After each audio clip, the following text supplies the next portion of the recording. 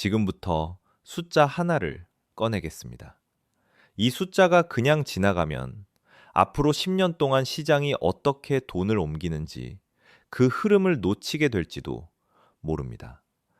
요즘 코스닥에서 벌어지는 일은 상식보다 먼저 데이터가 반응하는 장면에 가깝습니다. 쇼폼을 넘기듯 사람들은 감정으로 손가락을 움직이지만 돈은 감정 대신 규정과 구조를 따라 움직입니다. 코스닥이 열린 이래 월간 수급 기록이 지난달 깨졌습니다.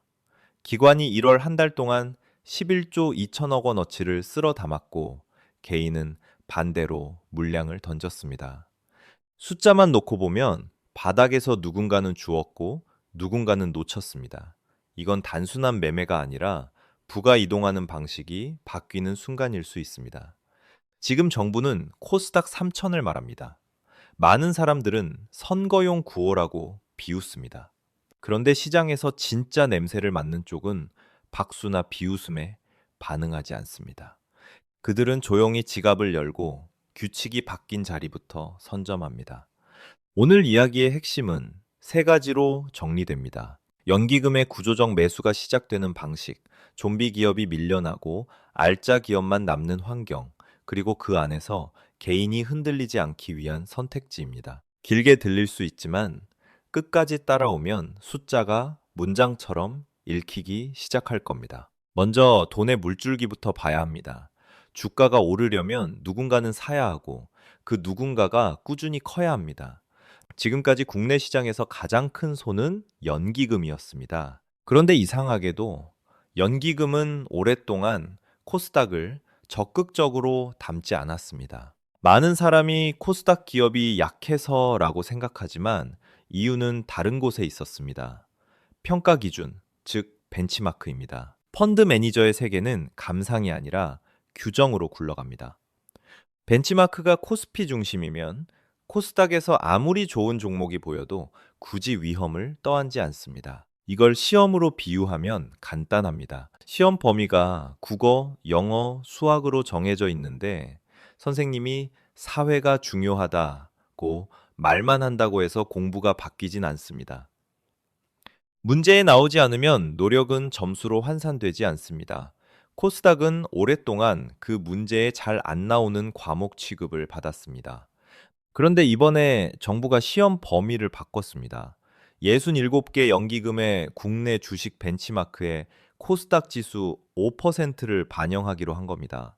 5%라는 숫자는 작아 보이지만 모수가 다르면 의미가 달라집니다. 여기서부터 계산이 시작됩니다. 67개 연기금의 전체 운용 규모는 약 1,400조 원입니다. 이 가운데 국내 주식 비중이 평균 13.1%라면 국내 주식에 깔린 돈은 대략 183조 원입니다. 여기에 코스닥 5% 룰이 들어오면 단순 계산으로도 최소 9조 원 안팎이 코스닥으로 채워져야 하는 구조가 됩니다. 의지의 문제가 아니라 규정의 문제입니다. 벤치마크를 추종하려면 포트폴리오 어딘가에 코스닥 비중을 기계적으로 맞춰야 합니다. 맞추지 못하면 벤치마크 대비 괴리가 생기고 그 괴리는 곧 평가로 돌아옵니다. 그래서 싫어도 사야 하고 비싸도 사야 하는 순간이 생깁니다. 이게 기관 매수가 갑자기 공격적으로 보이는 첫 번째 배경입니다. 실제로 지금까지 연기금의 코스닥 투자액은 5조 8천억 원 수준, 전체 주식 투자에서 3.7%에 불과했다고 말합니다. 그런데 기준이 5% 이상으로 올라가면 비중을 끌어올리는 과정 자체가 수급이 됩니다. 벼락치기 공부가 시작된 겁니다. 시험지가 바뀌면 공부 방식도 바뀝니다. 여기서 반박이 나옵니다. 연기금은 국내 주식 줄이고 해외 늘린다는 뉴스가 많았다는 지적입니다. 맞습니다. 장기 방향성은 국내 비중 축소, 해외 비중 확대 쪽으로 읽힙니다. 다만 여기서 비중과 절대 금액을 섞으면 판단이 흔들립니다. 국내 비중이 조금 줄어도 연기금 전체 자산 덩어리 자체가 매년 커지면 절대 금액은 유지되거나 미세하게 늘 수도 있습니다. 게다가 더 중요한 건 국내 주식이라는 같은 접시 안에서 구성비가 바뀐다는 점입니다. 예전엔 코스피가 압도적으로 컸다면 이제는 그 안에서 코스닥 몫을 강제로 키우는 재배치가 일어납니다. 전체 파이가 줄어드는 속도보다 내부 재조정은 훨씬 빠르게 진행됩니다. 역사는 이 장면을 한번 보여준 적이 있습니다. 2017년 코스닥 활성화 정책이 나왔을 때 코스닥 시가총액이 약 1년 남짓한 시간에 64% 뛰었다는 기억입니다. 그때도 정부가 민다는 말이 있었고 기대감이 먼저 움직였습니다. 다만 그 시절은 발표가 중심이었고 시스템을 뜯어고치는 수준까진 가지 못했습니다. 이번 2024년, 2025년의 흐름은 결이 다릅니다. 투자해주세요가 아니라 시장의 규칙을 바꾸는 쪽에 가깝습니다. 그리고 결정적으로 이미 돈이 찍혔습니다. 1월 한 달 동안 기관이 11조 2천억 원을 집행했다는 숫자는 기대가 아니라 현금이 움직였다는 증거로 읽힙니다. 기대감은 식지만 이미 들어온 돈은 쉽게 빠져나가지 않습니다. 여기서 반전이 하나 있습니다. 1월 코스닥을 흔든 매수의 중심이 연기금이 아니라는 해석입니다. 전체 기관 매수액이 11조 2천억 원인데 그중 금융투자가 11조 4천억 원을 혼자서 사들였다는 데이터가 함께 언급됩니다. 같은 기관으로 묶이는 투신이나 일부 펀드는 오히려 팔았다는 말도 따라옵니다. 같은 기관인데도 방향이 엇갈린다는 건 신호가 더 섬세하다는 뜻입니다. 금융투자는 증권사가 고객 돈이 아니라 자기 자본으로 직접 집행하는 계정입니다. 즉, 현장에서 가장 빠른 계산이 먼저 움직인 결과로 해석됩니다. 정책이 나오면 누군가는 수사부터 읽고 누군가는 계산부터 합니다. 금융투자는 대개 계산이 끝난 쪽에 가깝습니다. 어차피 뒤에서 장기 자금이 들어올 수밖에 없다면 먼저 깃발을 꽂자는 집단적 판단이 만들어낸 선취매로 읽힙니다. 이런 패턴은 2017년 랠리에서도 관찰됐다고 말해집니다. 처음엔 증권사 자기 자본이 들어와 물꼬를 트고 개인이 뒤늦게 따라붙고 그 다음에 연기금과 투신 같은 무거운 돈이 들어오며 대세가 완성되는 흐름입니다. 지금은 그 1단계가 다시 재현되는 장면일 수 있습니다. 반대로 개인은 상승이 보이면 겁이 나서 팔거나 본전이 오면 먼저 내려오려는 선택을 합니다. 그래서 아까 그 숫자가 다시 의미를 가집니다. 개인은 5조 5천억 원을 팔고 기관은 그만큼의 반대편을 받았다는 그림입니다. 개인은 뉴스와 가격에 반응하고 기관은 구조와 규정에 반응합니다. 개인이 많이 올랐다, 무섭다를 말할 때 기관은 파이프라인이 깔렸다, 이제 시작을 말합니다. 이 작은 차이가 시간이 쌓이면 격차가 됩니다. 수급 이야기는 여기까지 두고 더 깊은 바닥을 보겠습니다. 돈이 아무리 들어와도 그 돈을 담는 그릇이 깨져 있으면 시장은 오래 못 갑니다. 그래서 정부가 꺼낸 다음 카드는 거래소 구조 개편입니다. 코스닥을 코스피의 그림자에서 떼어내 독립된 체계로 만들겠다는 추진이 언급됩니다. 그동안 코스닥은 같은 지붕 아래 있었지만 기준과 관리가 코스피 중심으로 설계돼 있었다는 불만이 쌓였습니다. 성장 기업에게 대기업 정장을 입혀놓은 격이라는 비유가 나옵니다. 움직임은 둔해지고 제도는 맞지 않습니다. 지주회사 체제로 바꾸고 코스피와 코스닥을 각각 별도 자회사로 두면 코스닥은 혁신 기업에 맞춘 룰을 더 공격적으로 만들 수 있습니다. 상장은 더 빠르게, 퇴출은 더 과감하게 미국 나스닥 모델을 닮아가는 길입니다. 그리고 여기서 가장 날카로운 단어가 등장합니다. 좀비 기업 퇴출입니다. 코스닥 상장사가 1823개인데 이 가운데 영업이익으로 이자도 못 내는 기업이 적지 않다는 문제의식이 깔려 있습니다. 이런 기업이 시장을 메우면 신뢰는 빠지고 외국인은 잡주시장이라고 말하며 멀어집니다. 물이 고이면 썩는다는 말은 여기서는 비유가 아니라 구조입니다. 그래서 배수구를 넓히겠다는 방향이 나옵니다. 상장 폐지 요건이 강화되고 시가총액 기준이 기존 40억 원에서 올해부터 150억 원으로 뛰었다고 말합니다. 그리고 2027년에는 200억 원, 2028년에는 300억 원까지 단계적으로 올린다는 계획도 따라옵니다. 시총 300억 원도 안 되는 기업은 시장에 남기 어렵게 만들겠다는 메시지입니다. 대통령이 좀비 기업 퇴출을 직접 언급했다는 대목은 의지가 단단하다는 신호로 소비됩니다. 이 지점에서 개인은 두려워합니다. 그럼 중소형주는 다 무너지는 것 아니냐는 질문이 나옵니다. 그런데 논리는 오히려 반대입니다. 몇 년째 적자만 이어지고 규모도 작고 생존이 불분명한 기업이라면 그건 투자라기보다 도박에 가까워집니다. 반대로 정상적으로 영업하고 이익을 내는 기업이라면 시장의 필터가 촘촘해질수록 오히려 제대로 평가받을 여지가 커집니다. 나스닥이 강한 이유도 상장만 많아서가 아닙니다. 들어오는 만큼 나가는 기업이 많고 그 잔인한 순환이 생태계를 단단하게 만든다는 설명이 따라옵니다. 한국도 그 길을 가겠다는 선언으로 읽힙니다. 시장이 깨끗해지면 돈은 그때부터 더 오래 머뭅니다. 이제 조금 더 큰 그림으로 넘어가 보겠습니다. 옆나라 일본은 오랫동안 잃어버린 30년이라 불리던 증시가 어느 순간 다시 고개를 들었습니다. 니케이 지수가 사상 최고치를 넘는 과정에서 핵심으로 자주 언급되는 건 PBR 개혁입니다. PBR 1배도 안 되는 기업이 주주에게 돌려주지 않으면 버틴다는 식의 압박이 기업 행동을 바꿨다는 서사입니다. 지금 한국이 추진하는 밸류업 프로그램도 그 연장선 위에 놓입니다. 단순한 구호가 아니라 기업이 주주 환원을 늘리게 만드는 장치로 읽힙니다. 숫자도 함께 따라옵니다. 작년 한 해 자사주 매입이 20조 1천억 원, 소각이 21조 4천억 원, 현금 배당이 50조 9천억 원이라는 수치가 언급됩니다.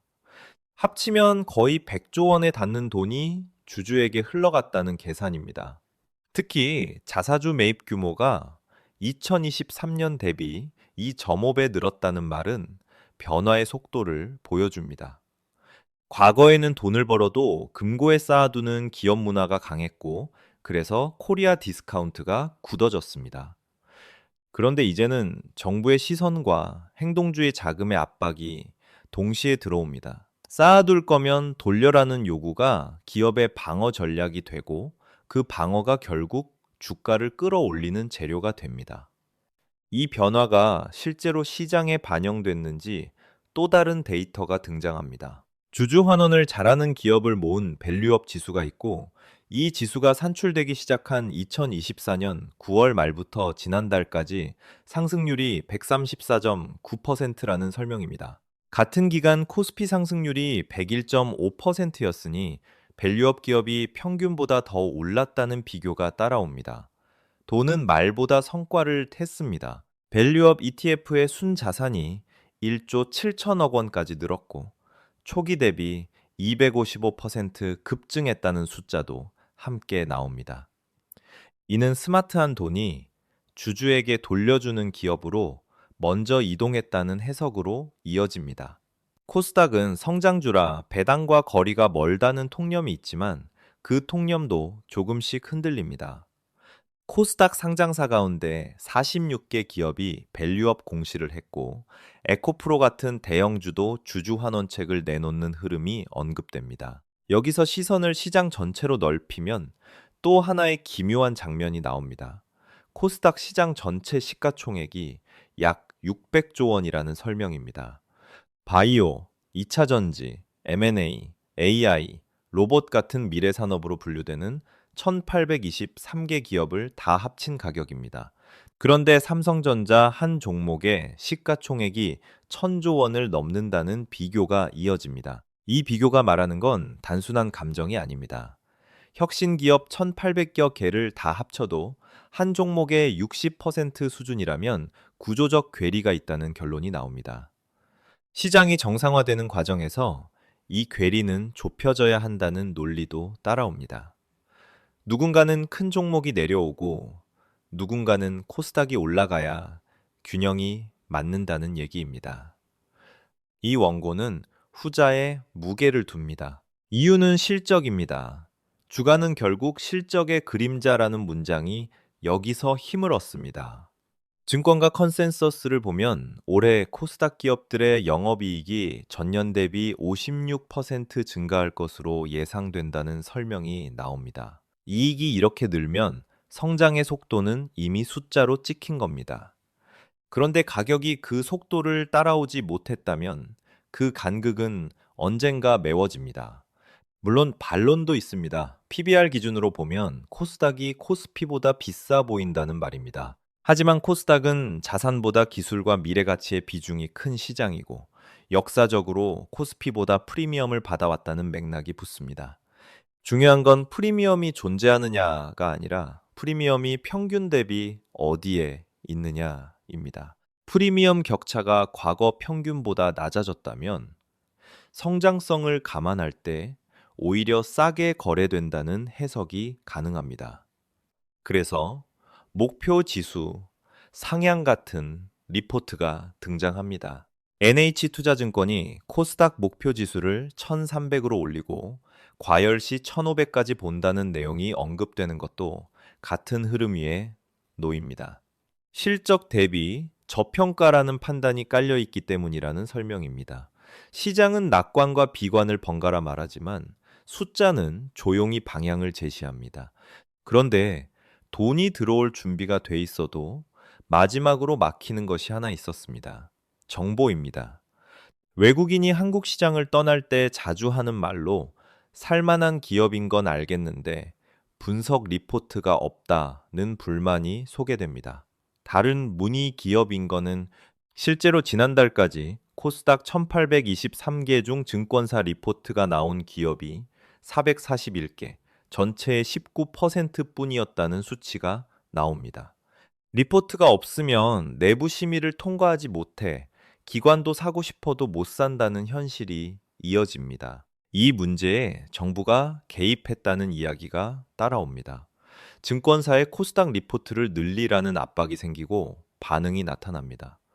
한 증권사는 코스닥 리포트를 전년 대비 59% 늘렸고 IBK 투자증권은 코스닥 전담 리서치 센터를 신설했다는 대목이 나옵니다. 한국거래소는 AI를 활용해 기업 분석 보고서를 올해 200건 이상 내겠다고 밝힌다는 설명도 붙습니다. 정보의 고속도로가 뚫리면 돈은 명분을 얻습니다. 그리고 달력에 찍히는 이벤트가 하나 더 있습니다. 2026년 6월 주식 거래 시간이 연장된다는 계획입니다. 지금은 오전 9시에 열고 오후 3시 30분에 닫습니다. 직장인은 일하느라 놓치고 해외 투자자는 자느라 놓친다는 한계가 있습니다. 6월부터 프리마켓과 애프터마켓이 생기며 하루 총 12시간 거래 체계로 바뀐다는 설명은 단순한 편의가 아니라 유동성의 연결로 읽힙니다. 미국과 유럽 투자자가 자신들이 깨어있는 시간에 한국 코스닥을 실시간으로 사고 팔 수 있게 된다는 뜻입니다. 과거 2017년 랠리가 국내 자금 중심의 축제였다면 2026년의 랠리는 글로벌 자금이 들어오는 경기로 바뀔 수 있다는 전망이 붙습니다. 문이 열리는 시점이 6월이라면 시장은 대개 그 전에 먼저 움직입니다. 돈은 항상 문이 열리기 전에 복도를 채웁니다. 이제 결론으로 가봅니다.